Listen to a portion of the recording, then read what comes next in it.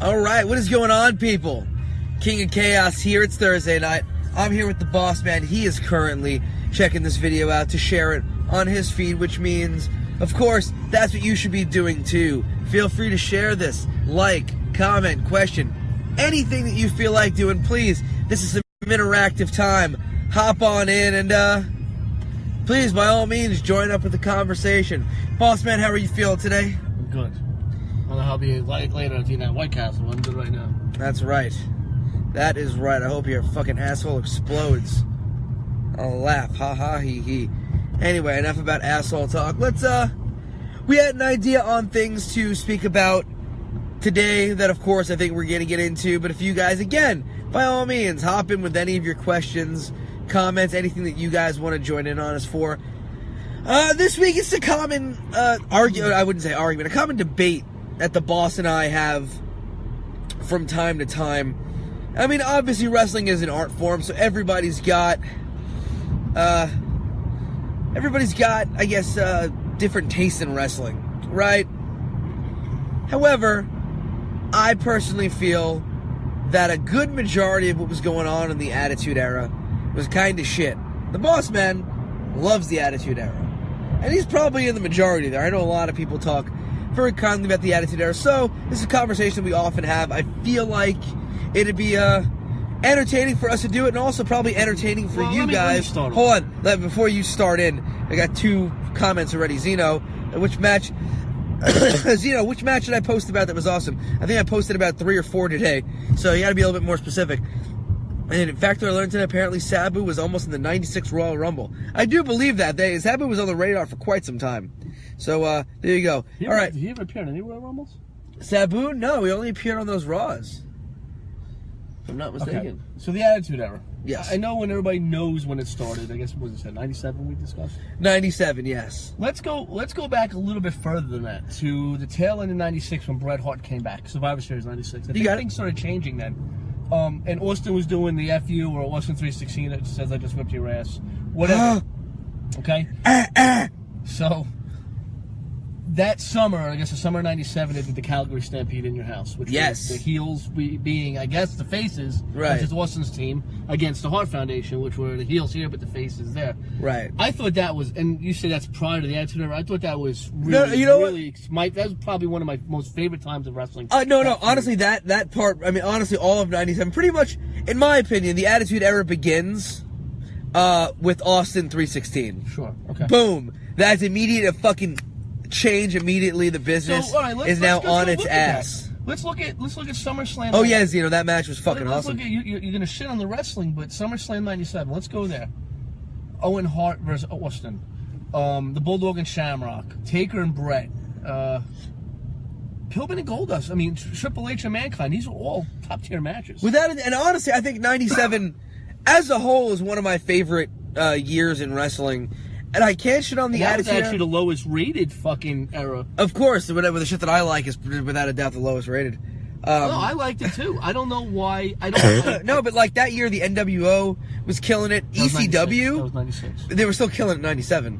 The fucking cruises over there, all the shit with ECW, all the shit ECW was doing at the time. Oh my god! I think that was their best. '97, yeah. Honestly, '97 is some of their best pay-per-views. '96 going into '97.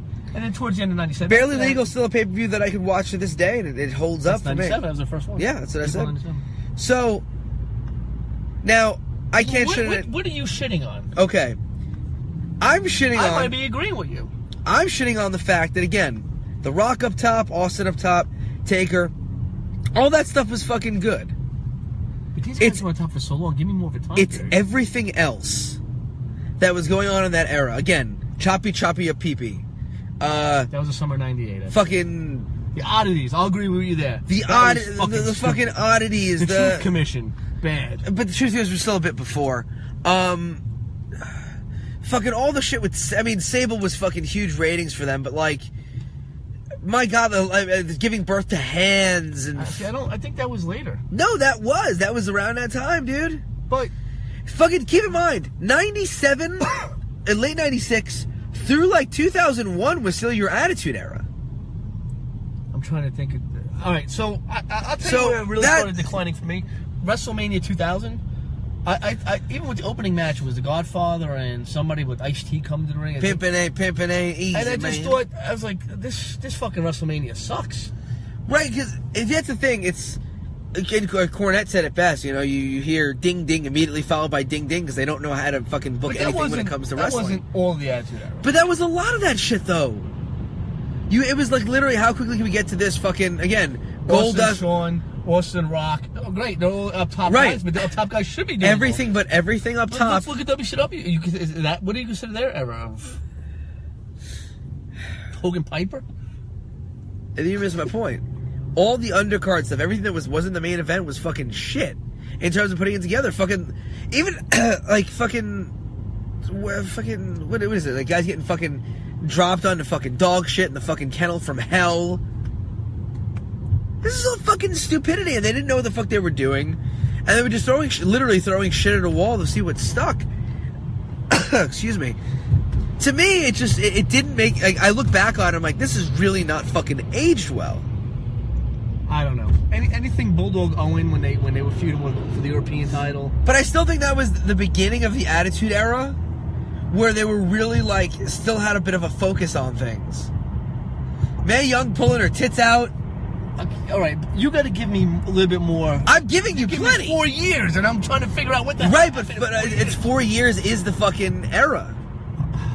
That whole era, they didn't know what they were doing with any. This is prior to Brock Lesnar. Yeah. Okay, they didn't know what they were doing with any of the undercard guys. They were literally just throwing Invasion shit. Angle. Before that, Invasion Angle, I think, was starting like that ruthless aggression. Now, I don't know, Juba, you're listening. You know the era is better than fucking I do. After the Attitude Era was what era, and when did that start? Just, you know, for reference. When Batista came on the scene, that's when everything went down this fucking toilet. You know, I was again listening to Jim Cornette today. He was talking about Batista in OVW, where like he's coming back. I heard. I don't know what he's doing. Oh, I heard it. But again, bringing he's like we had always had all this talent at OVW. We're doing all this stuff, yada yada yada. And every time that we'd have a guy on top in OVW that were like, "Oh, you got to go to TV. You're gonna be great," they'd fucking give him some kind of bullshit.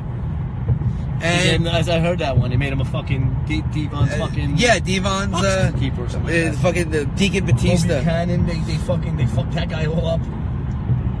Yeah, Buchanan and the fucking Bashams were fucking top. The big deal OVW. The haircut. Yeah. Thank you, fuck you, bye. When the big boss man tried to steal the Big Show's father, that was. Oh my god, that was Attitude Era too. When fucking Big Show is fucking father's funeral and in comes fucking. Oh my god. It's just fucking dog shit. It really didn't age very fucking well at all. I think it's interesting. You go into that whole era, and again, I think what you're talking about is more the tail end of that era, and I think honestly, it's post Vince Russo era. Nah, Vince Russo still gave a ton of fucking horse shit. See, I thought 99, 2000 to me was kind of like a letdown. It was, like WrestleMania 15. But then really fucking Vince Russo went over to Taker, Boss Man in the Cage. I wasn't crazy. Right, but then fucking Russo goes over to WCW and puts even more shitty ideas out. Like fucking a buddy of mine. So I got a buddy of mine. Hold on, it's still kind of relevant because we're talking about Russo. A buddy of mine texted me the other day with a fucking the Judy Bagwell on a pole video, and he goes, "Yo, dude, I fucking didn't remember this." This is a kid who, when I was in 7th grade, he and I used the backyard together. So he was a wrestling fan then. He really doesn't keep up with things. But whenever we talk, he talks wrestling because he's kept up with some of the indies here and there. And he'll go to certain shows. If you check my Instagram, he's the dude that I went to Raw with a while back. But he was like, dude, I had no memory of this. Like, what the fuck happened? And I'm like, dude, there was a while where the piñata on the pole and fucking... everybody had a shit gimmick and everybody was running in on all each other's matches. What? Hacksaw Duggan's a janitor. I mean, when Russo had shit the hell again, I'll agree with you all that. He didn't know what to do with anybody outside of when Al Snow came out with the boxing transfer from Count Chocula fucking with Regal, Transylvania and stuff like that. The thing is, I would suffice to say anybody with a brain could book The Rock as an entertaining thing to draw money. Anybody with a brain can book Austin as an entertaining person to draw money. Angle, Taker. These are all guys who, no matter who is at the helm, as long as they're competent, they're going to draw money. So I don't really want to give all that fucking credit to Russo because he took the biggest names in fucking history and made them into something. Find me somebody who took a guy fucking who wasn't much of anything and turned him into something, which is why Paul Heyman gets and deserves so much of the fucking credit that, you know, he deserves. Because the guy took guys who, you know, no one else wanted and made them into fucking stars. He has his hiccups too, though. Oh, certainly. However, there's a reason that the Sandman got a fucking contract from both WCW and WWE. I don't know how. Because Heyman made him out to be way better than he fucking was. I was watching some Sandman before he was the Sandman that we all know. It's on the network. Oh, boy. It's... he was like the top guy over there. He's a local Philly guy. That was one of, what's his fuck, Todd Gordon's guys. Local, yeah, he was Todd Gordon's friend, that's why. Local Philly guy. There you go. I usually can tell you every pay-per-view match and angle and whatnot. I don't remember WWF 99 pay-per-views after Backlash that year. I mean, honestly, I kind of fell out around that time, too, because it was getting to be, like, such fucking horseshit. What Backlash did he say? 99. Where, again, the matches were super short and fucking lame. Like, I was a big fan of the Hardys and, like, you know, Edge and Christian and the Dudleys and shit. So I'd watch that kind of stuff, but then, like, I was a huge Gangrel fan and they kind of shit the bed with him.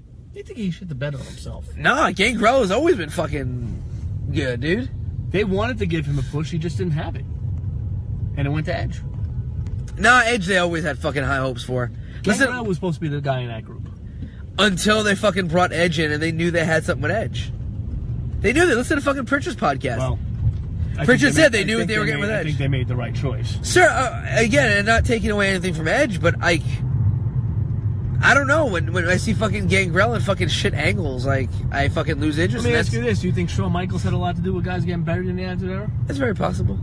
I know he didn't want to put Austin over. Yeah, I've heard that too. Yeah. I don't know how. I always like the golden era of WWF from... Which year is that? He's talking like the Hogan era. It was a great era too, the Rock and Wrestling era. It was. You know, that's something else that I'll bring up. You know what? Let's segue from the Attitude Era because I feel like we're fucking just sitting here like this angle was shit and this angle was shit. Here's something I want to bring up, and again, a lot of you people in here, you're all wrestling fans, so you could jump in and you could, you know, talk about how much you enjoyed that golden era of wrestling. I know Joe does. I know I do too. I like that stuff. But I think a lot of us... It was different for you than it was for me, and once we get into it, I'll explain why. Why? We'll go into it. Well, because for you were too young to really know what was going on, and when you went back and looked, it's different. That's I was true. growing up in that era. I was very young, but I was watching... You were born in 87. Right, but I was watching... About 1985. I was watching wrestling fucking non-stop. You weren't even born! From literally as early as I can remember, dude. You weren't born! For fucking... I don't care. I'm talking about WrestleMania 1, but I'm talking about, again... That's what I'm talking about. The late 80s stuff. I thought that era sucked. Well, here's my point. It all sucks. And I'll tell you why. I'll use my fiance as an example. She is somebody who has never fucking watched wrestling in her life until she met me. I put on fucking, like, we watched Wrestle Kingdom last year together. And she loved it because it's hard-hitting, it's more realistic, it's entertaining, it's athletic. I watch a lot of the old stuff around the house every once in a blue, and she's like, oh, this is fucking boring. And I have to realize that I have the connection to it because it's what I grew up with. You have the connection to it because it's what you grew up with. Mm-hmm. Give it to somebody who doesn't know that the $1 Million Man is a big deal or doesn't know, you know, Earthquake versus Sergeant Slaughter or whatever it is that I was watching the other day. Doesn't know that, like, you know, these guys have, like, meaning and shit. And they're like, this is fucking boring. It's two fat guys fucking bumping into each other. Should watch the shit out of some Lucha Libre, but, or go to a fucking indie show and be like, yo, fucking Cody and Dijak tore the fucking house down. It's a fucking different era and new fans are coming into shit at a point where they're getting to see all this new stuff and the old stuff just doesn't have the same, you know, that home-cooked meal feeling that it does for all of us, you know what I mean? And I think a lot of fucking workers and a lot of fans don't understand that. They need to fucking get it because it's getting to a point where you're starting to exclude people that will be paying for fucking t-shirts and shows and shit with your fucking old school horseshit mentality. Yeah, but with that era, For me, I grew up in it, so I know what it is. We get it. You're old. Well, I am.